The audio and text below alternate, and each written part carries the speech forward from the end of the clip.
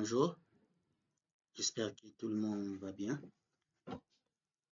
On avait commencé avec notre cours sur le développement mobile en utilisant les frameworks Flutter qui utilisent les langages Dart.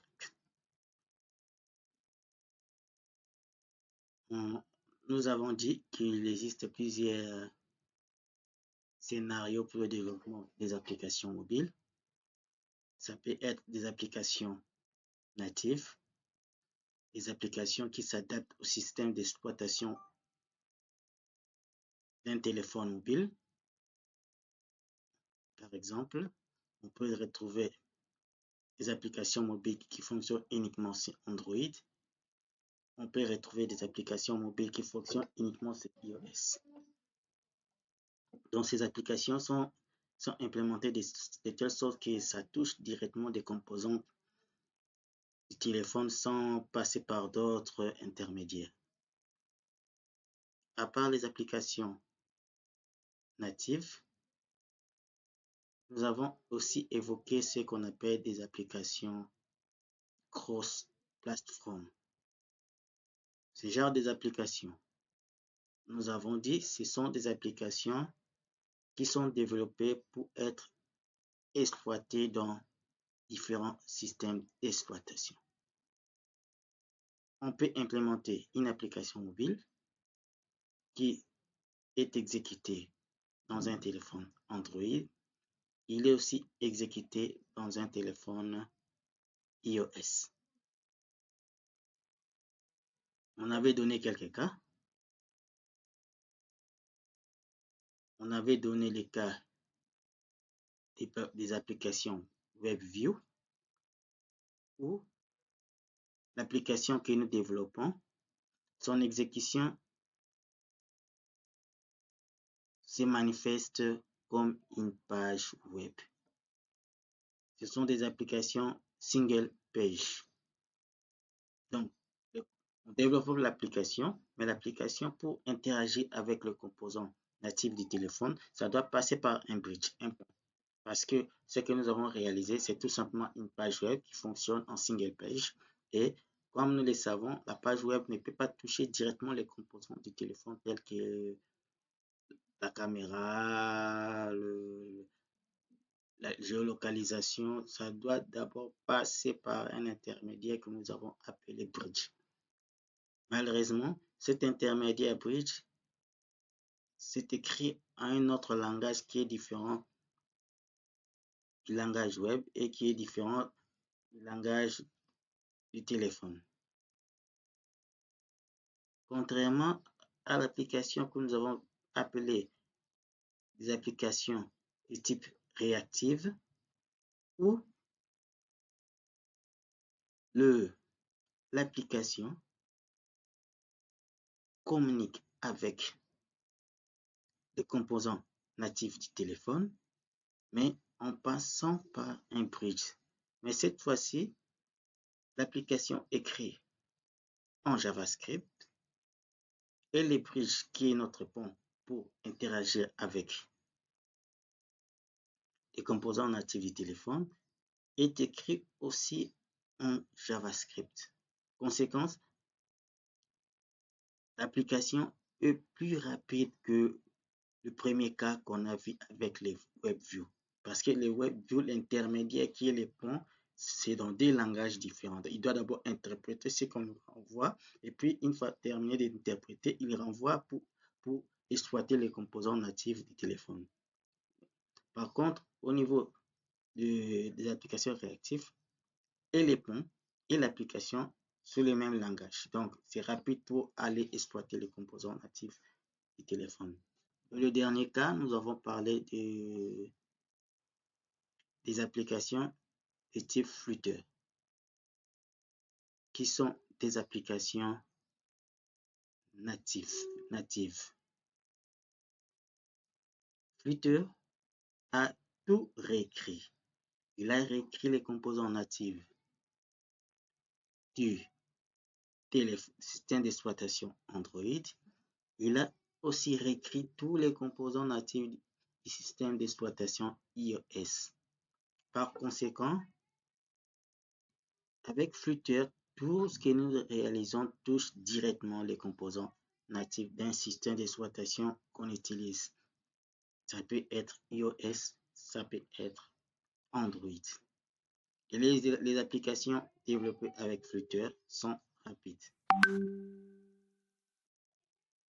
Et parmi les caractéristiques que nous avons évoquées l'autre fois, nous avons souligné les caractéristiques du hot reload. Cela veut dire, lorsque nous réalisons notre application avec Flutter, une fois exécutée, nous ne sommes pas obligés de réexécuter encore une fois, on met à jour les codes sources pendant que nous sommes en train de l'implémenter.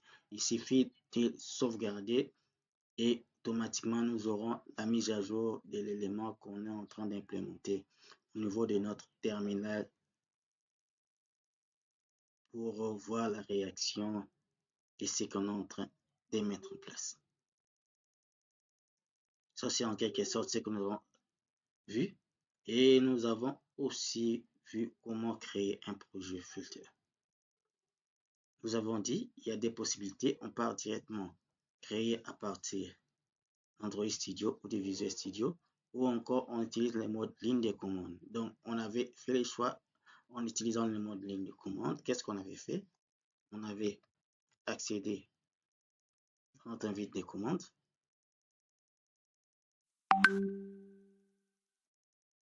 Ensuite, on avait créé un dossier.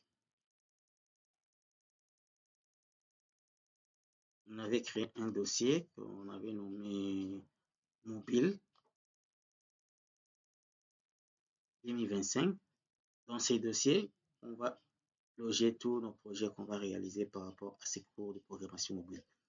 Et pour créer ce qu'on avait dit, on doit nécessairement être connecté. L'instruction pour créer un projet Flutter, nous avons dit c'est Flutter, espace, create, suivi du nom du projet. Je peux dire first,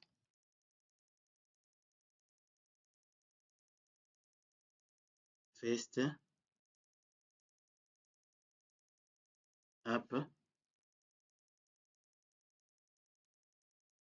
first app. Vas-y. Qu'est-ce qu'on avait dit?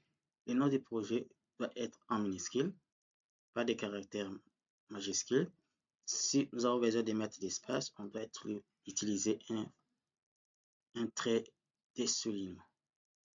Donc, une fois qu'on donne le nom de notre projet, il suffit de valider pour que le système crée pour nous notre projet. Je rappelle qu'on avait dit notre machine doit être connectée. Je vérifie si ma machine est connectée. Voilà, la machine est connectée. Je valide. On va voir qu'on doit laisser quelques minutes. Ça dépend de la rapidité de votre machine. Ça peut faire quelques secondes, ça peut faire une minute pour que le système puisse créer pour vous votre projet.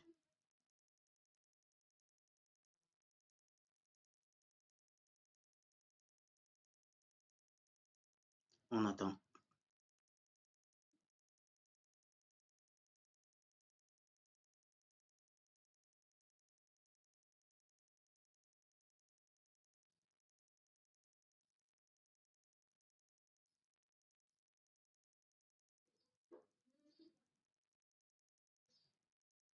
On attend qu'il crée le projet.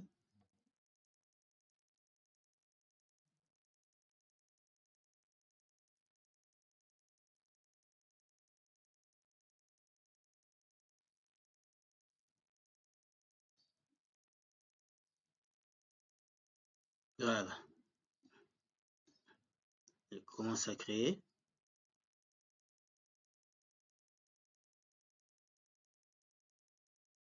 Voilà, il a terminé de créer. Qu'est-ce qu'on avait dit? Une fois que le projet est créé, on doit ouvrir notre projet à partir de notre environnement de développement. Qu'on avait fait le choix sur Android Studio. Nous allons dans Android Studio. On fait Open. Nous allons dans notre dossier. c'était mobile. Et dans mobile, c'est le Face App Fazi.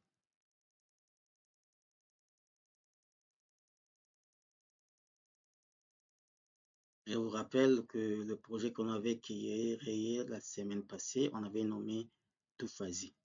Quand je suis en train de faire un petit rappel, parce qu'il y avait des gens qui n'étaient pas présents, donc, ça va l'aider à avoir un peu l'idée de ce qu'on avait eu à faire la semaine passée. Notre projet s'ouvre comme projet Android, mais nous voulons l'ouvrir en mode projet où on aura à voir à l'intérieur tout ce qui est Android et tout ce qui est iOS. Parce que un projet Flutter s'exécute en plusieurs systèmes d'exploitation du téléphone. Donc, on attend quelques secondes. Voilà. Il change en mode projet. Et à l'intérieur, vous voyez qu'il y a des dossiers qui viennent avec notre projet par défaut. Qu'est-ce qu'on avait dit? Dans la structure projet Flutter, nous avons un dossier Android qui comprend tous les outils nécessaires et les composants du fonctionnement de notre application Android. Nous avons un dossier iOS, de même. Ça permet de créer, configurer tout ce qui est en rapport avec iOS parce qu'on aura à mettre en place une application qui fonctionne Android et iOS. Et les dossiers libres, on avait dit c'est les dossiers où on va loger nos codes sources. Ça vient directement avec un fichier nommé main.dark qui est les points d'entrée de notre application. Ensuite, on avait aussi évoqué, il y a aussi un fichier très important à ne pas oublier, c'est le fichier pipspec.yaml. Qu'est-ce qu'on avait dit? C'est le fichier de configuration de notre projet. On aura à mettre dans ce fichier toutes les dépendances nécessaires au bon fonctionnement du projet que nous sommes en train de mettre en place. Et puis, dans ce fichier, on aura aussi indiqué s'il y a des images qui sont incorporées directement dans le projet. On peut les indiquer. On peut aussi imposer des polices par défaut de notre projet où on peut les récupérer à partir de l'Internet et l'inclure dans le projet. Donc, on va voir ça plus tard dans les cours lorsqu'on va avancer. Après cela, qu'est-ce qu'on avait dit? Pour exécuter notre projet, on peut l'exécuter en utilisant le Google Chrome, on peut l'exécuter en utilisant Edge, on peut l'exécuter comme une application desktop.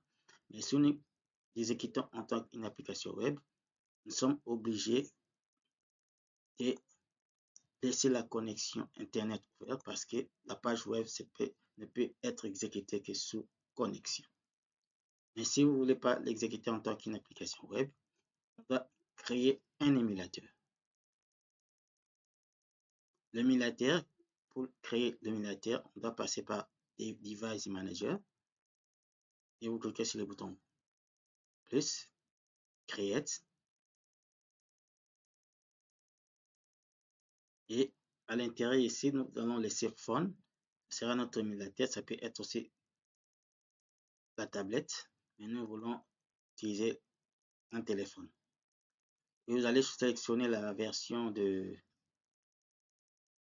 l'émulateur que vous voulez utiliser. La semaine passée, on avait opté pour l'émulateur Pixel 7. Il suffit de décocher sur Pixel 7. Pendant la configuration de votre émulateur, vous devez nécessairement être connecté. Donc, une fois sélectionné, vous allez faire suivant et terminer. Le système Android Studio va procéder maintenant à la configuration, moyennant la connexion Internet, ajouter ce qui manque, télécharger les librairies nécessaires au fonctionnement de l'émulateur que vous avez sélectionné. Voilà. Ensuite, qu'est-ce qu'on avait dit? Je vais couper l'exécution. Qu'est-ce qu'on avait dit dans notre projet?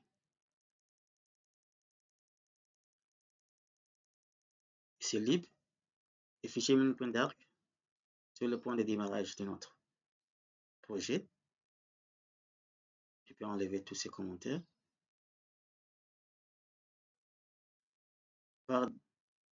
On avait dit que nous avons des types de formulaires ou des pages que nous allons réaliser, des pages qui sont dynamiques, dont l'état évolue dans les temps, et des pages dont l'état n'évolue pas.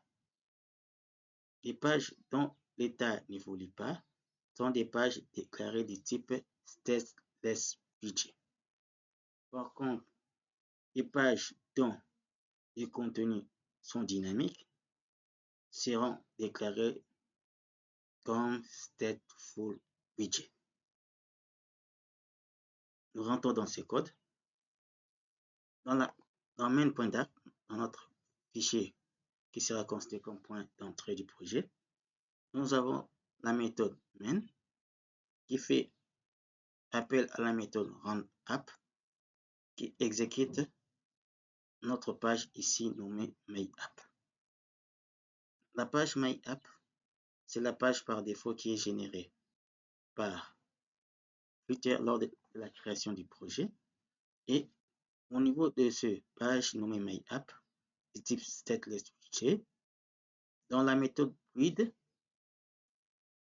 qui nous aide à construire nos pages grâce au matériel app, on doit nécessairement importer dans les packages flutter.material app, material.dark. On retrouve quelques attributs importants dans Material App. On aura les titres, on aura les thèmes et on aura l'attribut Home.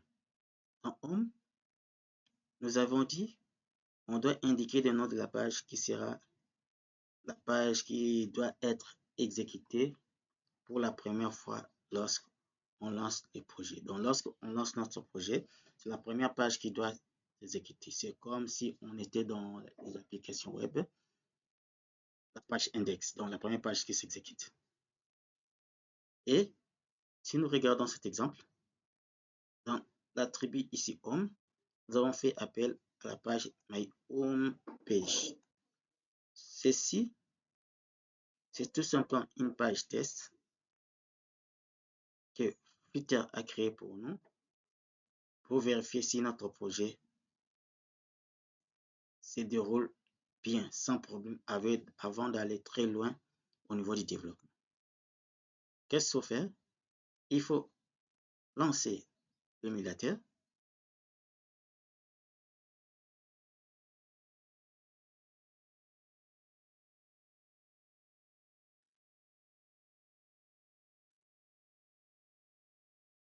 On doit lancer, ça c'est le projet que je suis en train de préparer pour les cours. Parce qu'on avait dit qu'on est en train de mettre à jour le cours. Une fois qu'on a démarré notre émulateur, il suffit de venir sélectionner quel est le terminal pour l'exécution de notre projet. C'est Pixel 7. Et puis, on peut cliquer sur Run. On attend quelques secondes. On attend quelques secondes que le projet s'exécute. Ce n'est pas ce qu'on entend de voir ici. Je peux rentrer démarrage du téléphone ici.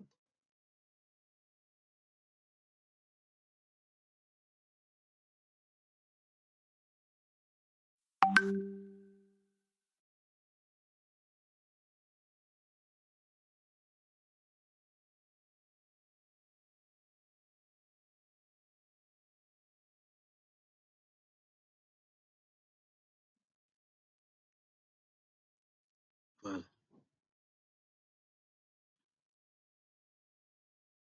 Et je suis rentré au début du téléphone avec la première page du téléphone avec toutes les applications nécessaires.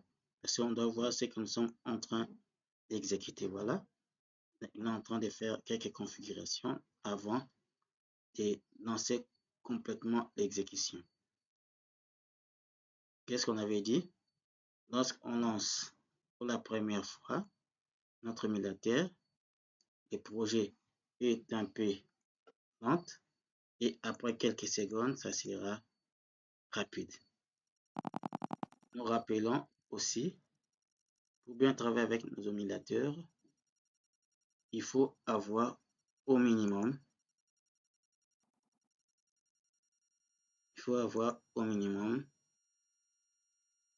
8 Go de RAM. On attend.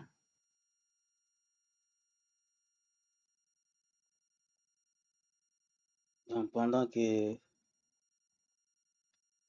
système est en train d'exécuter, je peux même couper l'exécution. On va réexécuter après. Je reviens ici.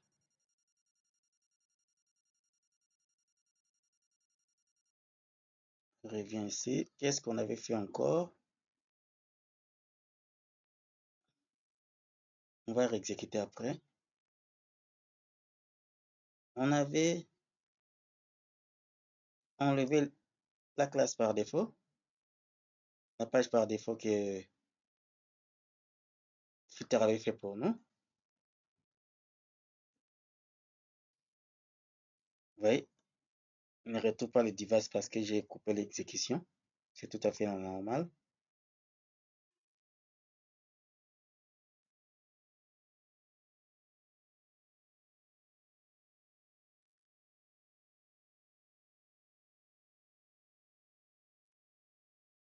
Voilà.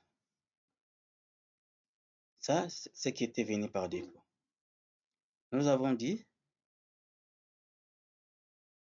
on doit structurer notre projet. On va les structurer en modèle MVC. On aura une couche présentation et il y aura une couche, on va mettre nos contrôleurs et plus loin le modèle. Et ici, on aura des constantes, on va mettre des constantes. Donc, on va créer un dossier ici, on met View. On aura aussi plus loin des contrôleurs. Et dans View, donc qui veut dire tout simplement page, on doit créer nos pages. La première page par défaut qu'on avait créée, c'est la page nommée Home sous-page. La page qu'on va créer ici, c'est une page qui est à caractère statique. Les données ne seront pas, ne vont pas changer l'état. Les données ne vont pas changer l'état, donc on va créer une page de type stateless budget. Donc, pour faciliter la mise en place de la structure de la page stateless budget, il suffit d'écrire STL et Android Studio va nous assister. Validons, on nomme notre page comme page.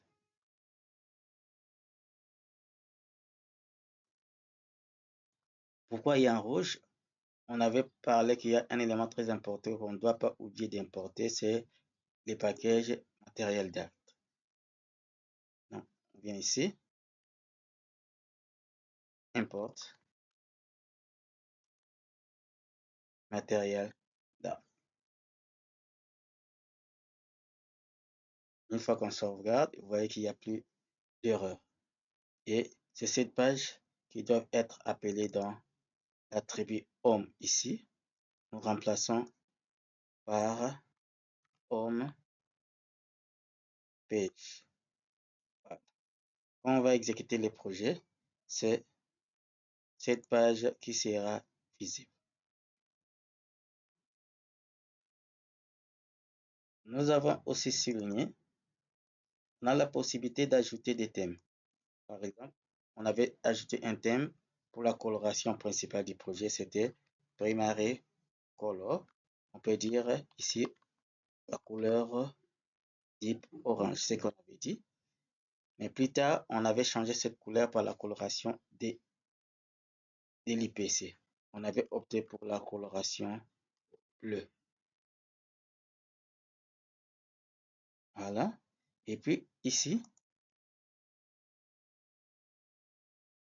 on avait enseigné notre premier widget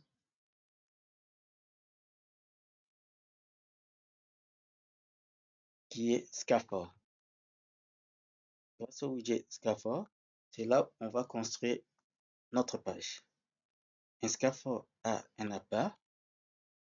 On fait appel au widget appart et ce appart peut comprendre titre. Pour afficher les titres, on doit appeler le widget texte et on peut donner un nom ici qui doit s'afficher, le texte qui doit s'afficher home et on peut l'imposer un style.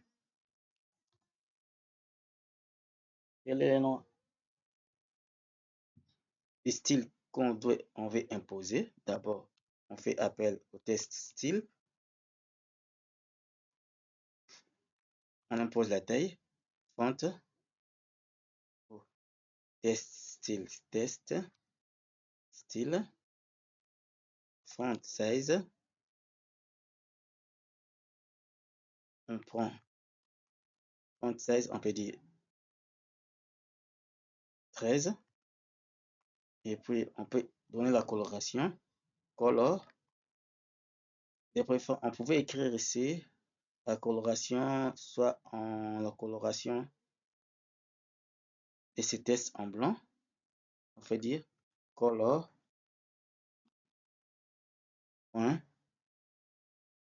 white.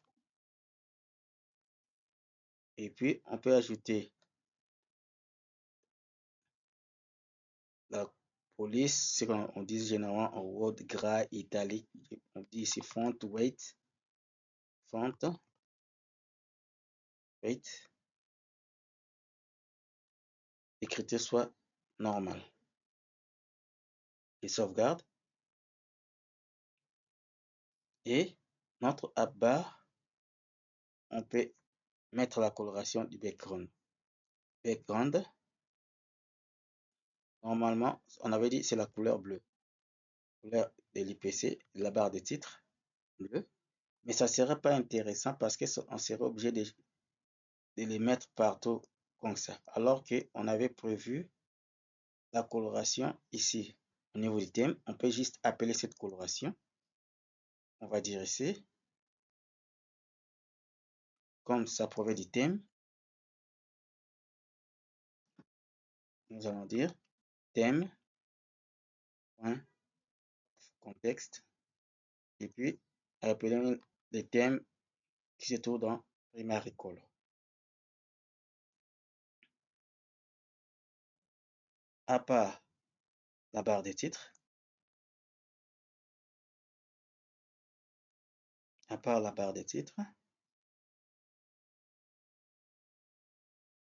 on doit avoir les corps où on doit placer les éléments de notre page.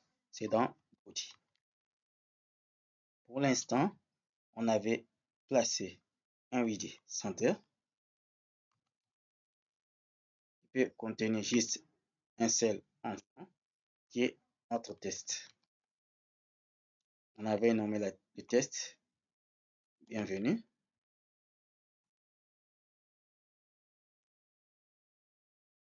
On peut imposer aussi le style, font, test, style. D'abord la taille, font, ça je peux dire 15. La coloration, on va dire c'est rouge.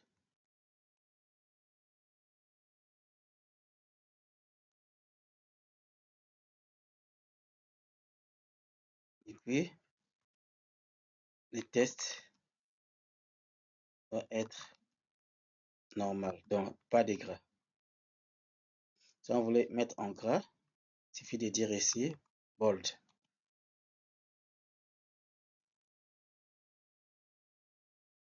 C'est ce qu'on avait fait. Donc, on a la possibilité de l'exécuter à partir d'un terminateur.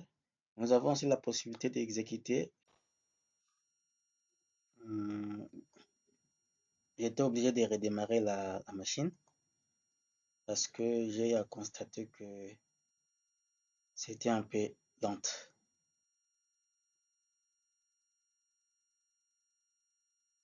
Vous voyez, c'est le projet que nous venons de faire ici. Si vous regardez ici, ça c'est notre bas qu'on a mis la coloration en bleu et les tests qui doivent s'afficher en. Nous pouvons aussi centrer notre test. On revient ici, toujours dans bas. Après le titre, nous allons dire Center.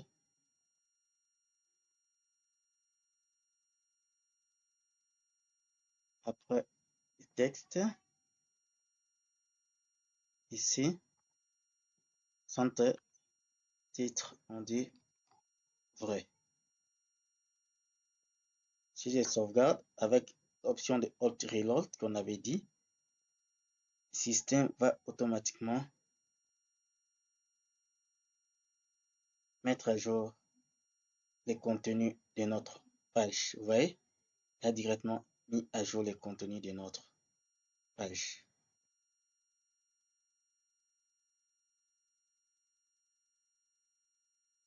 Les débuts qu'on voit ici, comment enlever, on avait parlé aussi de ça. On devait venir ici, dans Matériel App. Nous faisons appel à l'attribut default debug show checked mode banner. On met en false. Si on sauvegarde, autre reload sera déclenché et le système va automatiquement mettre à jour les contenus de notre page. Donc, je vous conseille de faire et puis sauvegarder. Qu'est-ce qu'on avait encore fait?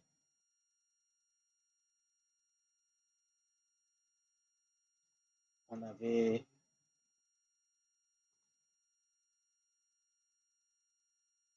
ajouté un thème pour les boutons. Là, je préfère le faire à la prochaine séance. Relançons un peu tous les projets, on va voir si tout est bon.